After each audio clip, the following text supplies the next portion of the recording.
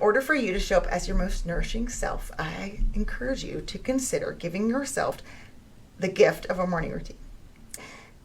A morning routine is so powerful because once you get used to this practice of keeping your promise to yourself, planning ahead of time what you're going to do, scheduling out your day, being productive and focused, even if it's just for those 30 minutes, those habits are going to carry over into everything else that you're doing.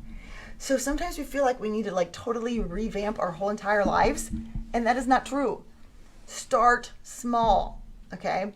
Research has shown the power of what they call compounding habits. When you build one habit, it helps you build the next habit. But focus on getting one habit down. So I do 3 things in the morning. Again, keep it simple.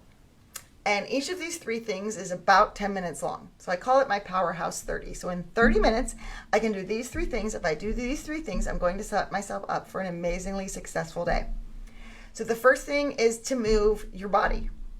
When I wake up and I start moving, it sends all those happy chemicals to your brain. It gives you energy. Okay, so after I move my body for 10 minutes, then I feed my mind for 10 minutes. So this might be reading my Bible, reading some other kind of book. And then the last 10 minutes, I feed my soul.